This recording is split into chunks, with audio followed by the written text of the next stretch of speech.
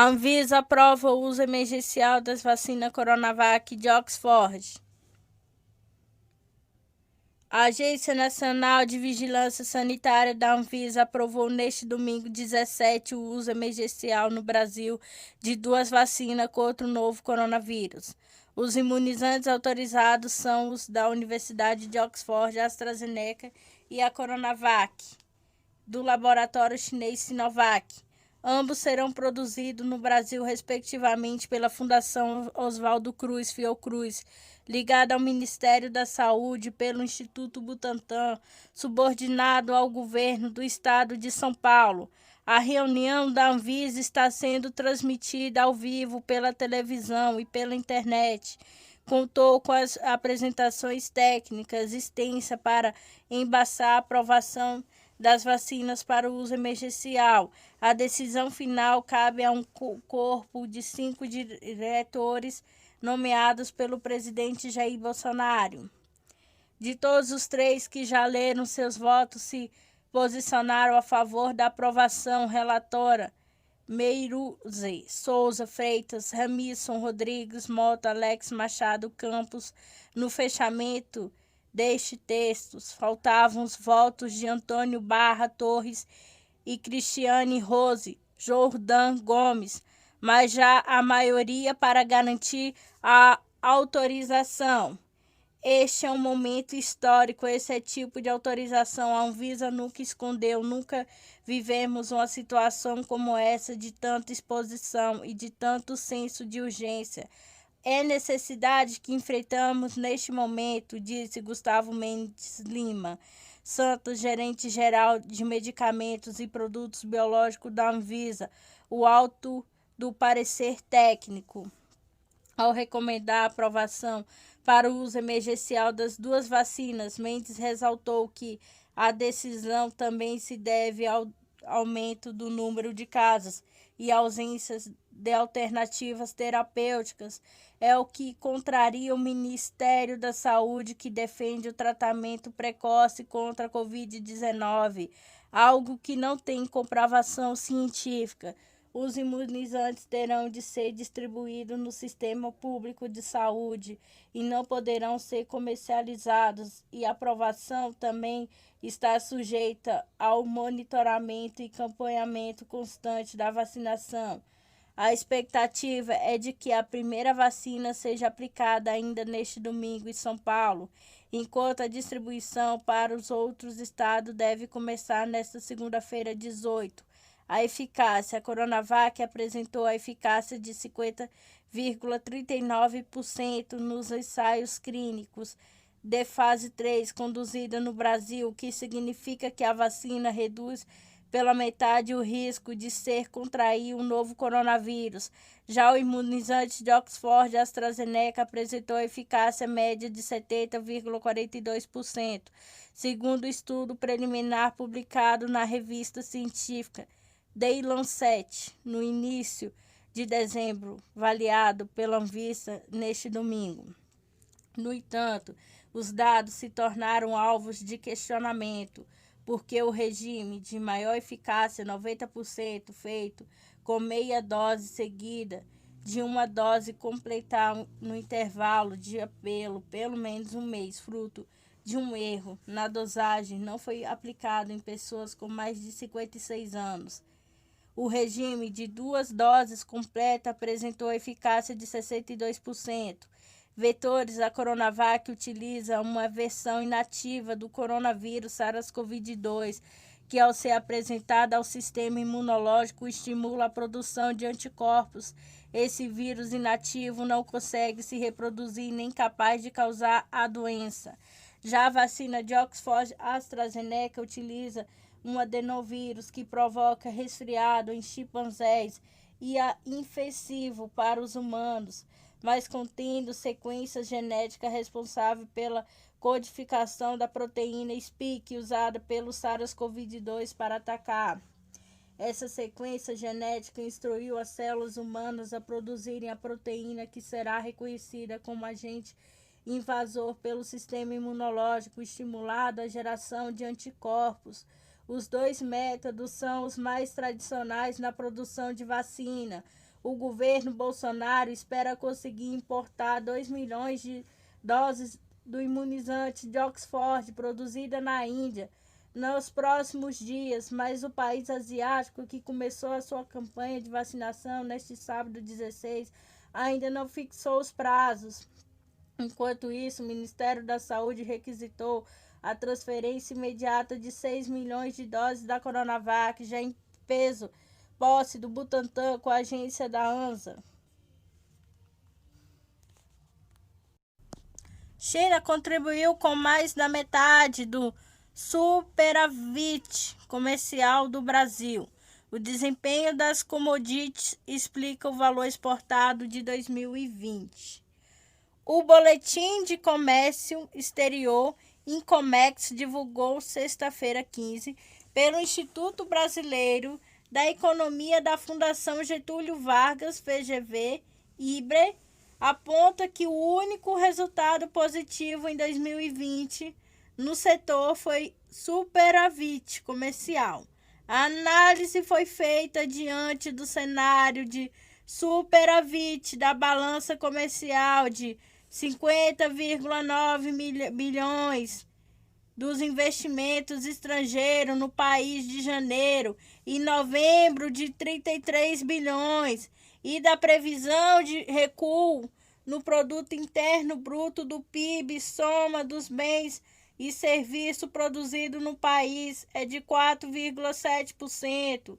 Mesmo positivo, a superávit comercial contribuiu para a queda do déficit em conta corrente em um momento da retração da entrada da capital no país. De acordo com o ICOMEX, a China contribuiu com 33,6 bilhões no superávit, enquanto entre os principais parceiros a contribuição dos Estados Unidos foi negativa. O saldo com a União Europeia foi positivo em 1,5 bilhão. No entanto, o valor baixo dos países da América do Sul, inclusive a Argentina, de 6, bilhões no restante da Ásia. Na edição de dezembro, o boletim do ICOMEX estimativa um superávit de 55 bilhões. A diferença entre a previsão e o fechamento, segundo o IBRE, foi provocada por uma importação de 4,8 bilhões de plataformas de petróleo, que provocou um déficit na balança comercial de dezembro de 41,6 milhões. Sem as plataformas, superávit em dezembro seria de 4,7 bilhões. E a nossa estimativa para o ano estaria correta, diz o boletim. A análise destaca também que, mesmo excluindo as plataformas, as importações aumentaram na comparação interanual, o que também ocorreu no mês de novembro. Esse resultado sinaliza um movimento de compras positivas, logo de alguma melhor no nível de atividades commodities. O desempenho dos commodities na avaliação do IBRE explica os 66% no valor exportado em 2020, que representa o maior percentual da série histórica iniciada em 1998, quando foi de 40%. O valor das importações de commodities cresceram 0,5% de 2019 para 2020. Suas não commodities recuaram 18,5% em volume. As commodities cresceram 7,4% e as não commodities recuaram 3,5%. Com o aumento do volume de 7,4%, o setor agropecuário foi líder na exportação brasileira em 2020, explicada pelo aumento do volume da exportação para a China. 17% a participação do país saiu de 28,1% para 32,3% de 2019 para 2020. Os demais países da Ásia também registraram contribuição positiva de 11,1%, explica 14,9% das exportações brasileiras. Ainda na comparação anual, todos os outros principais parceiros recuaram nas exportações no mês de dezembro. Repetiu-se o comportamento do mês de novembro, quando foi registrado o aumento das vendas para a Argentina, demais países da América do Sul e outros países da Ásia. De 2019 para 2020, o volume importado teve queda em todos os setores industriais. Extrativa registrou que a maior queda é de 16,1% de dezembro. As indústrias de transformações foi destaque, com variações positivas de 12,7%. Nas vendas externas, aumento de 66,8% nas compras. Aqui, no entanto, preciso descontar o feito das plataformas de petróleo, seja as compras de plataforma em variação foi de 21,2%, diz o boletim. A queda nas importações, puxada pela rescisão do nível de atividade, influenciou a superávit na balança comercial, como também o aumento nas exportações de commodities direcionada para a China, que reduziu a queda nas vendas externas em um ano de forte restrição da demanda mundial, diz ainda o ICOMEX, previsão para 2021. O boletim indica que as incertezas relacionadas à pandemia ainda não desapareceram dos cenários mundiais do Brasil, mas alguns pontos sugerem condições positivas para as importações brasileiras. O primeiro está ligado à alta nos preços das commodities, que já começou a ser observado no segundo semestre de 2020 e se refletiram na melhoria dos termos da troca a partir de julho de 2020. Os investimentos chineses demandaram a compras de minério de ferro e cobre, ademais os preços de alguns alimentos, como soja, carne de trigo, cresceram com a retração da oferta devido às secas e os efeitos que ainda perduraram da crise suína na China. Ainda conforme análise, há um certo grau de sincronização de pacotes fiscais expansionistas da Europa, Estados Unidos e China, que sustentam o aumento da demanda para o híbrido.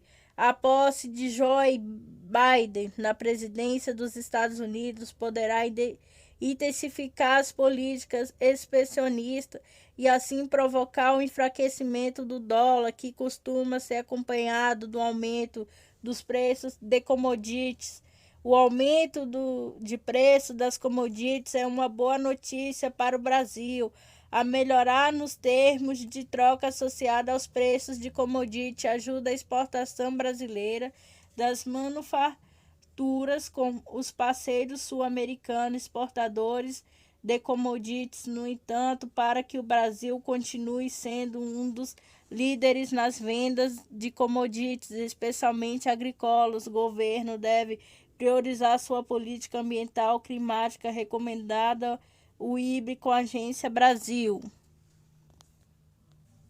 O governo estadual cria o carnaval fora de época. A previsão é que ocorre no dia 11 e 12 de junho. O governador em exercício do Rio de Janeiro, Cláudio Castro, sancionou a lei que cria um carnaval fora de época no estado no mês de julho. A data exata no evento ainda não foi definida. A assessoria da imprensa do governo esclareceu que a lei sancionou possibilita a realização do evento, mas que irá seguir as recomendações das autoridades sanitárias. O adiantamento do carnaval já havia sido anunciado pela Liga Independente das Escolas de Samba, Liesa, por grupos que representam blocos de carnaval tradicionais da cidade. Apesar da mudança forçada devido à pandemia de Covid-19, o carnaval em julho deve se tornar anual.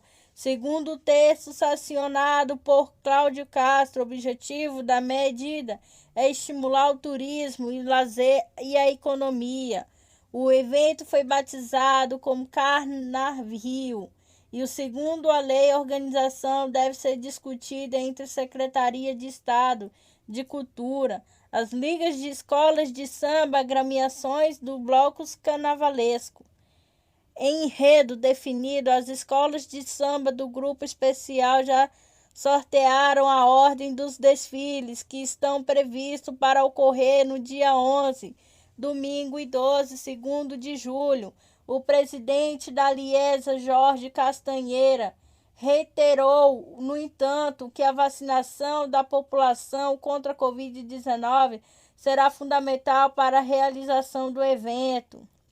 Estão previstos para domingo, 11/7, os desfiles da Imperatriz Leopoldinense, Viradouro, Beija-Flor, de Nilópolis, Sangueiro, Mangueira, São Clemente. Já na segunda, 12/7, será a vez de Paraíso, do Tuiuti, Grande Rio, Mocidade, Vila Isabel, Portela e Unidos da Tijuca, Bahia. Na Bahia, o Carnaval Salvador também está oficialmente suspenso pela Prefeitura da capital por causa da pandemia. A medida foi anunciada ainda em novembro pelo agora ex-prefeito ACM Neto. A possibilidade de carnaval acontecer em outro momento de 2021 está condicionada à existência de uma vacina acessível a todos. Caso exista vacina, os prefeitos das maiores cidades do Brasil se unem para um eventual calendário. Agora, nem eu, nem Bruno Reis, prefeito de Salvador, que assumiu em janeiro, nem ninguém pode estabelecer uma data, porque essa data dependerá da vacina, disse a ACM Neto em entrevista coletiva. Um projeto de lei que tramita na Câmara dos Deputados estabeleceu um novo feriado nacional nos dias 5 e 6 de julho, quando seria comemorado o Carnaval, e a proposta de autoria do deputado Dr. Luiz Antônio Teixeira Júnior, do PP Rio de Janeiro, Pernambuco. Em Pernambuco, a decisão de cancelar a folia foi tomada pelo próprio governador do estado. A medida anunciada no dia 17 de dezembro. Também entrevista coletiva vale para todo o estado, que abriga um dos carnavais mais tradicionais do país, principalmente na capital de Recife e nas ladeiras da histórica cidade de Olinda. Antes mesmo de suspensão oficial, uma das agremiações carnavalescas mais importantes de Pernambuco, o Homem da Meia-Noite, que abre o Carnaval de Olinda, já havia cancelado o seu sempre aguardado desfile em nome da preservação da saúde com a Agência Brasil. Bolsonaro vai permitir o Huawei da China em leilões 5G, diz o jornal.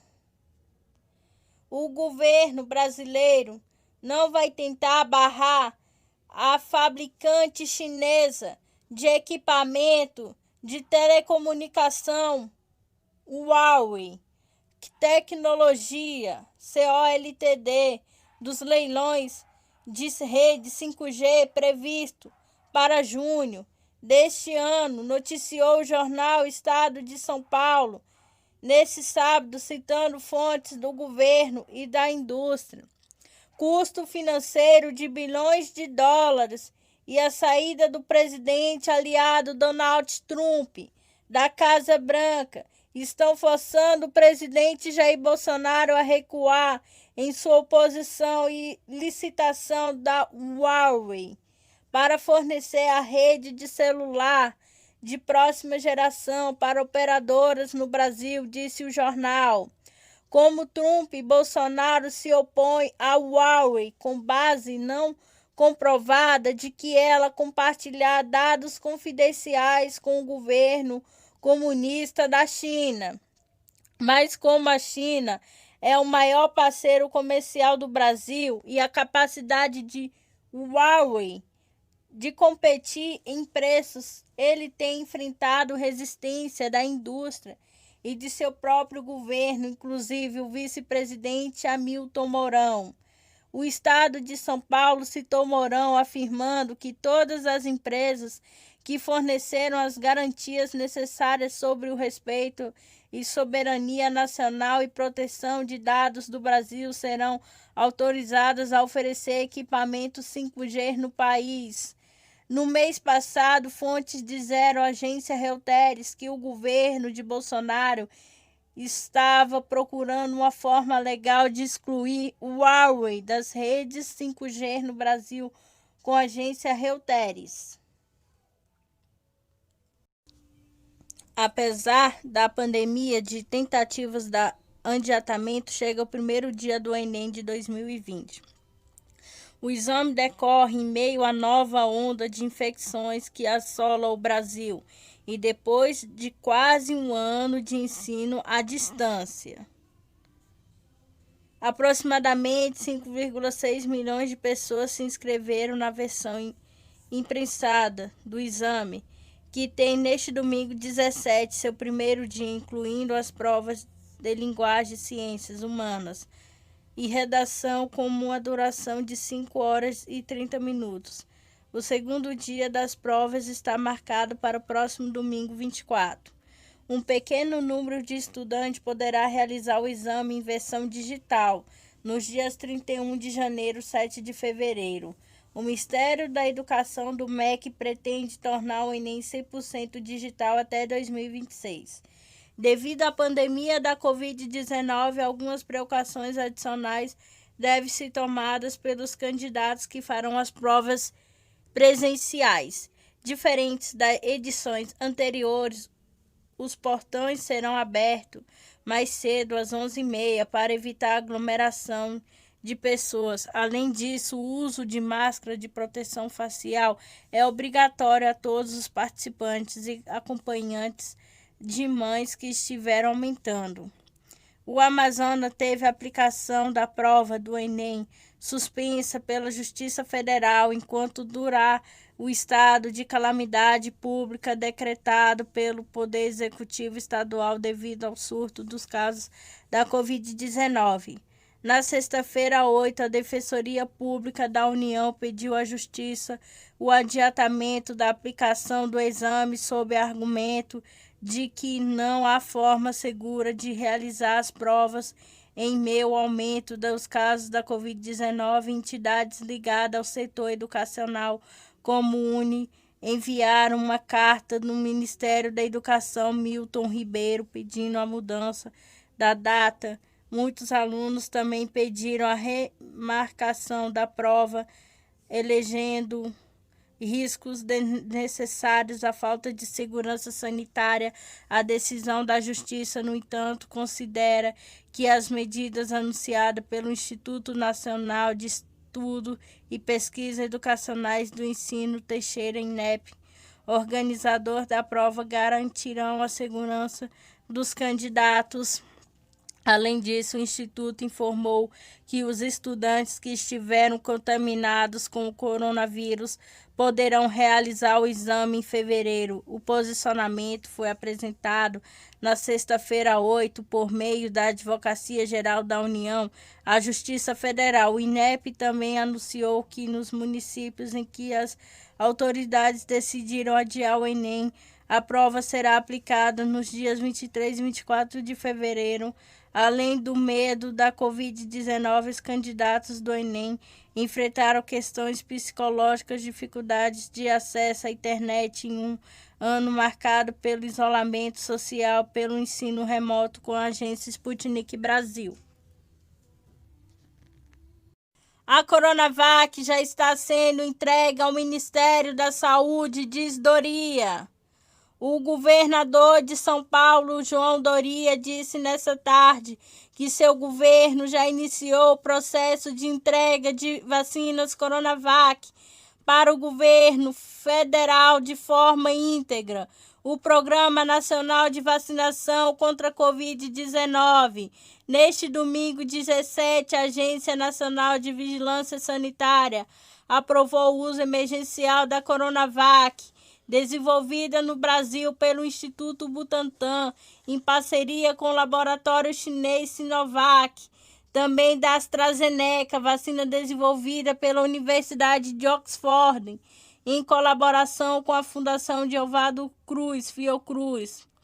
A todo, 4.633.936 doses da vacina Butantan estão sendo enviadas para o Ministério da Saúde para distribuição do DF e outros estados.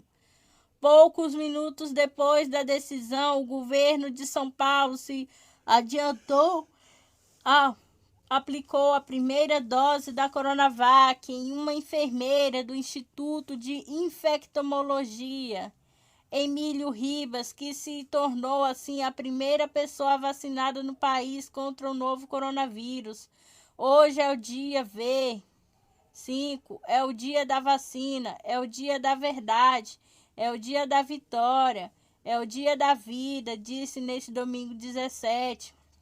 O governador João Doria, acrescentando que a aprovação das vacinas marca o triunfo da vida contra os negacionistas, contra aqueles que preferem o cheiro da morte ao invés do valor da alegria da vida. Em coletiva da imprensa marcada por críticas e a administração federal por conta de sua gestão da pandemia, o governo de São Paulo afirmou que mais de 4,6 milhões de doses da Coronavac serão entregues ainda hoje, 17, ao Ministério da Saúde, que mais cedo confirmou para quarta-feira, 20, o início da vacinação contra a Covid-19 no Brasil. Em São Paulo, onde ficarão pouco mais de 1,3 milhões de doses, a vacinação deve começar nesta segunda-feira, 18, com a agência Sputnik Brasil. Secretários de saúde falam em vexame com a vacina. Dizem que estão no limite com Bolsonaro. Alguns deles dizem que o único caminho daqui em diante é o pedido de impeachment do presidente. Secretários de saúde dizem ter chegado ao limite a paciência com o ministro Eduardo Pazuello e o governo Jair Bolsonaro. Alguns falam que o único caminho daqui para frente é um pedido de impeachment do presidente. Eles não receberam nenhuma comunicação sobre o cancelamento da ida do avião brasileiro à Índia. Ficaram sabendo pelos jornais, tampouco foram avisados sobre a mudança no calendário de vacinação. Classificam o episódio como um vexame e um fracasso nacional.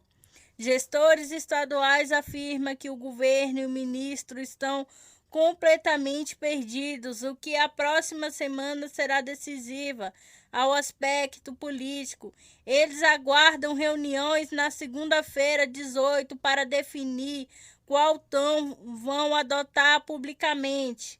Além do fracasso do voo para a Índia, o secretário cita como absurda a postura do governo em relação à Coronavac. Nesta sexta-feira, 15, o Ministério da Saúde solicitou a entrega imediata de 6 milhões de doses da vacina por meio de um ofício assinado por um dirigente do quarto escalão. Pazuello não fez uma ligação sequer. Nos bastidores do Palácio dos Bandeirantes, a notícia que corre é que Bolsonaro proibiu o ministro de ter qualquer contato com o governador João Doria, do PSDB, São Paulo. Eles não só falam desde o mês de novembro do ano passado. Camila Matos, Folha Press. Noruega alerta para efeitos colaterais da vacina de mRNA da Pfizer. As autoridades sanitárias da Noruega alertaram para o risco de efeitos colaterais em idosos debilitados das vacinas anti-Covid, feita com a tecnologia do RNA mensageiro, mRNA. A Agência de Medicamentos do país nórdico divulgou na última sexta-feira, 15, um comunicado que sugere que os efeitos adversos comuns após a aplicação de imunizantes de mRNA, como febre e náusea, pode ter contribuído para um desfecho fatal em pacientes frágeis.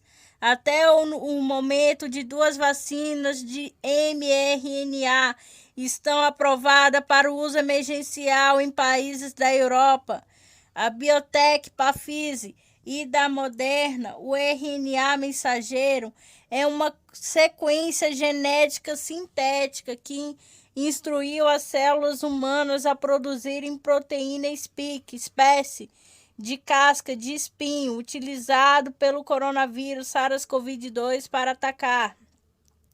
Ao perceber a presença da proteína spike no organismo, o sistema imunológico produz os anticorpos que mais tarde servirão para enfrentar uma eventual infecção pelo vírus. Efeitos adversos.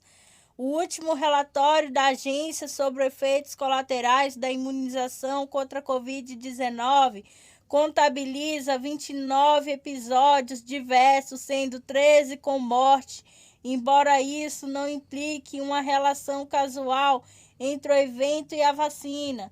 Não podemos excluir que a reação diversas ocorridas poucos dias após a vacinação, como febre e náusea, possam ter contribuído para um desenvolvimento mais sério e desfecho fatal em pacientes com graves doenças subjacentes, afirma o documento. Segundo a agência, o estudo da vacina Biotech Pfizer não incluíram pacientes com doenças instáveis ou agudas, tiveram poucos participantes com mais de 85 anos. No entanto, o próprio órgão ressaltou que uma campanha de imunização é voltada a hóspedes de asílios, como patologias graves, esperando que algumas mortes possam ocorrer perto da vacinação. Na Noruega, morreram em média 400 pessoas na semana em casos de repouso, diz o comunicado. Segundo a agência Bloomberg, a Pfizer e a Biotech estão trabalhando com as autoridades do país nórdico para investigar as mortes. Até 14 de janeiro, a Noruega já havia vacinado 42 mil pessoas, de acordo com o portal World in Data.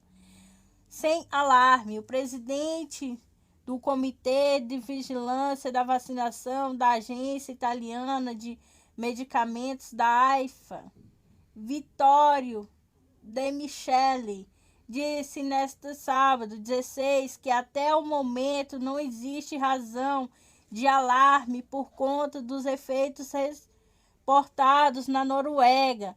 Não há indícios que nos façam duvidar da escolha feita. Estamos protegendo os mais frágeis com o melhor produto que temos na Itália. Não foi assinalado nada de grave, acrescentou. Segundo De Michele, o país estão vacinando pessoas que já têm uma probabilidade mais alta de morrer. Até o momento, a Itália imunizou 1.072,86 pessoas, sendo que 95.974 em asílios, todas as vacinas de mRNA com a agência ANSA.